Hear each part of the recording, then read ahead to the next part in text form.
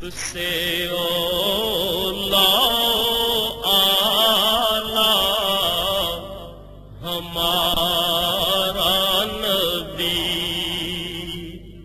سب سے اولا آلہ ہمارا نبی، سب سے والا ہمارا نبی، اپنے مولا کا پیارا ہمارا نبی۔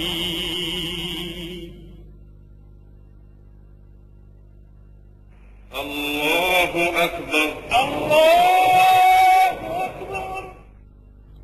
مسجد کو اسلامی معاشرے میں بنیادی اہمیت حاصل ہے، جہاں عبادات کے علاوہ دیگر سماجی عوامل بھی انجام پاتے ہیں۔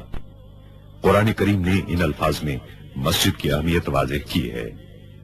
اللہ کی مسجدوں کو وہی لوگ آباد کر سکتے ہیں جو اللہ اور روز آخر کو مانیں اور نماز قائم کریں، زکوٰۃ دیں اور اللہ کے سوا کسی سے نہ ڈریں۔ انہی سے یہ توقع ہے کہ سیدھی راہ چلیں گے۔ مکہ مکرمہ سے ہجرت کر کے حضور اکرم صلی اللہ علیہ وسلم حضرت ابو بکر صدیق رضی اللہ تعالیٰ عنہ کے ہمراہ اونٹنی پر سوار تشریف لائے۔ اونٹنی حضرت ابو ایوب انصاری رضی اللہ تعالیٰ عنہ کے مکان کے سامنے رکی۔ اس جگہ بقول حضرت انس رضی اللہ تعالیٰ عنہ آپ صلی اللہ علیہ وسلم نے نماز ادا کی، اور اس کے فوری بعد آپ صلی اللہ علیہ وسلم نے وہاں مسجد تعمیر کرنے کا حکم دیا۔ رسول اللہ صلی اللہ علیہ وسلم نے وہ قطع زمین 2 یتیموں سے خرید لیا۔ کھجور کے پتوں اور تنوں سے تعمیر کی گئی 805 مربع میٹر کے مختصر رقبے پر واقع مسجد نبوی صلی اللہ علیہ وسلم تمام مساجد کے ڈیزائن کے لیے ایک مثال بن گئی۔ رسول اکرم صلی اللہ علیہ وسلم نے بنفس نفیس اس مسجد کی تعمیر میں حصہ لیا۔ اللہ تعالیٰ نے مسجد نبوی کو بلند مقام عطا فرمایا ہے، جہاں اس کی رحمتوں کی بارش ہوتی اور اس کے بندے ہمہ وقت اپنے رب کی عبادت میں مشغول رہتے ہیں۔ رسول اللہ صلی اللہ علیہ وسلم نے سن 7 ہجری میں مسجد نبوی میں 2475 مربع میٹر کی توسیع فرمائی۔ 17 ہجری میں حضرت عمر فاروق رضی اللہ تعالیٰ عنہ نے مسجد میں 1100 مربع میٹر کی توسیع کی۔ حضرت عثمان غنی رضی اللہ تعالیٰ عنہ نے 29 اور 30 ہجری کے دوران نہ صرف یہ کہ 496 مربع میٹر کی توسیع کی، بلکہ ساری عمارت میں منقش پتھر لگوائے اور ستونوں کو سیسے سے مضبوط کیا۔ مدینہ منورہ کے اس وقت کے گورنر حضرت عمر بن عبدالعزیز کو خلیفہ ولید بن عبد الملک نے ہدایت کی کہ مسجد کی پرانی عمارت کو گرا کر اثر نو تعمیر کیا جائے اور اس میں 2369 مربع میٹر کی توسیع کے لیے اطراف کے مکانات خرید کر انہیں مسجد میں شامل کیا جائے۔ نئی عمارت 3 سال کی مدت میں 91 ہجری میں تیار ہوئی، جس میں گنبد اور 2 مینار شامل تھے اور دیواروں اور چھت پر طلائی کام اور نہایت عمدہ میناکاری تھی۔ 161 ہجری میں خلیفہ محمد بن منصور عرف مہدی نے مسجد کو 2450 مربع میٹر کی وسعت دی اور پوری عمارت کو نقش و نگار سے آراستہ کیا۔ 1233 ہجری میں آل عثمان سے تعلق رکھنے والے سلطان محمود نے مسجد کے گنبد کو دوبارہ تعمیر کرایا اور 1255 ہجری میں انہوں نے گنبد پر سبز رنگ کرایا، جس کی وجہ سے وہ گنبد خضرا کہلاتا ہے۔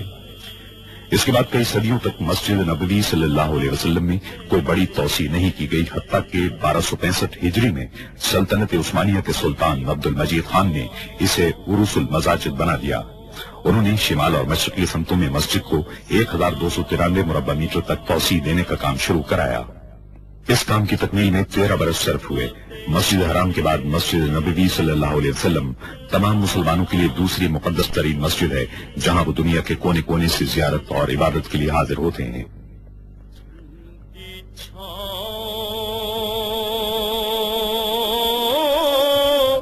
سلطان عبد المجید کے بعد مسجد میں کسی قسم کی توسیع یا تبدیلی نہیں کی جا سکی، اگرچہ یہاں آنے والوں کی تعداد میں مسلسل اضافہ ہوتا رہا۔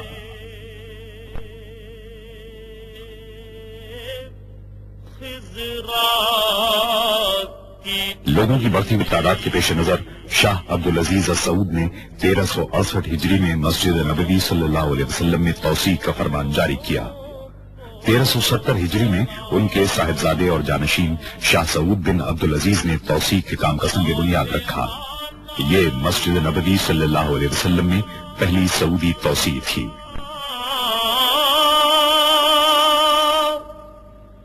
جو طواف روضۂ اقدس کرے،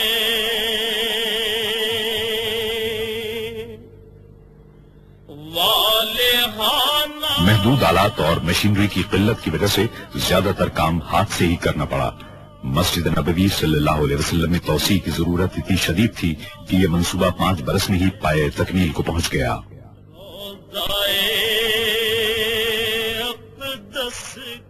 اس توسیع سے ترکی کے عثمانی دور کی مسجد کا رقبہ دگنا ہو گیا اور مسجد نبوی صلی اللہ علیہ وسلم میں تبدیلیوں کے ایک جامع عمل کا آغاز ہوا۔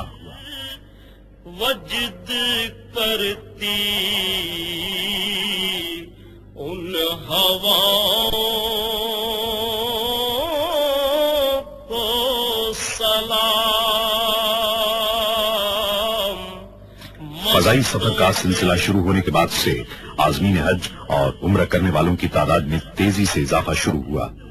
1375 ہجری میں عازمین حج کی تعداد 1 لاکھ تھی، جو 1390 ہجری میں 10 لاکھ ہوئی اور اس کے بعد کے عشرے میں 20 لاکھ تک جا پہنچی۔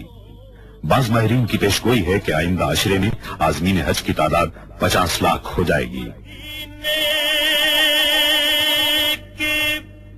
1393 ہجری میں شاہ فیصل نے عازمین حج کی بڑھتی ہوئی تعداد کے پیش نظر شیڈ تعمیر کرانے کا حکم دیا، تاہم اس کا مستقل حل تلاش کیا جانا ابھی باقی تھا۔ جو مدینے کے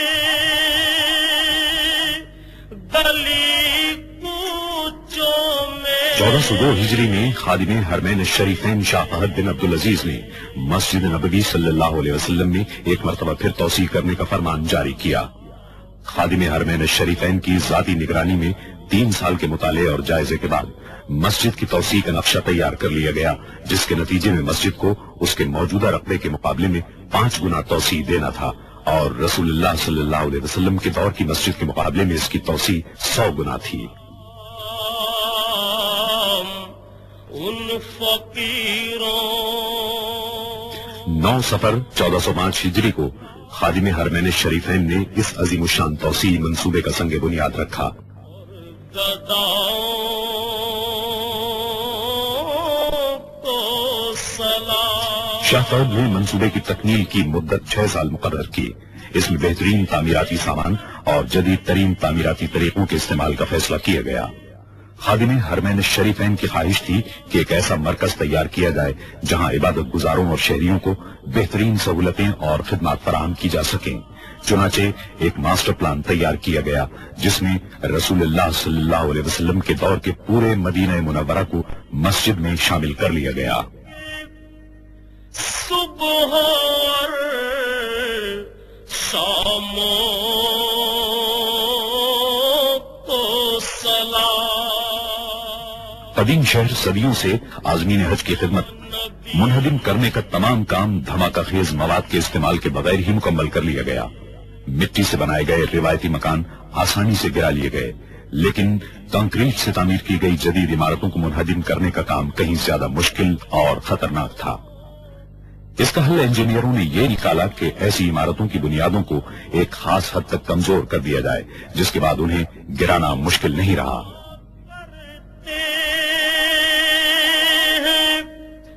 روز و شب تیرے دربار میں جو پڑھا کرتے روز عمارتوں کو گرانے اور ملبے کو صاف کرنے کے کام کو مقررہ مدت میں مکمل کرنے کی غرض سے اس عمل کو 24 گھنٹے جاری رکھا گیا۔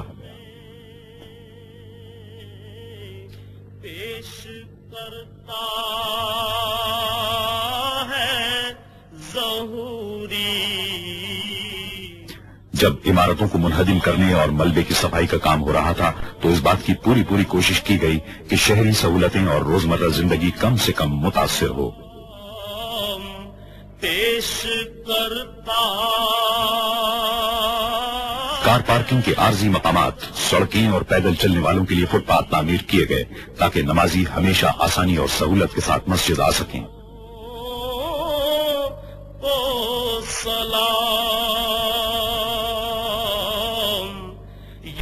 تعمیراتی کام کے تمام مرحلوں میں یہ امر بدستور ایک رہنما اصول رہا۔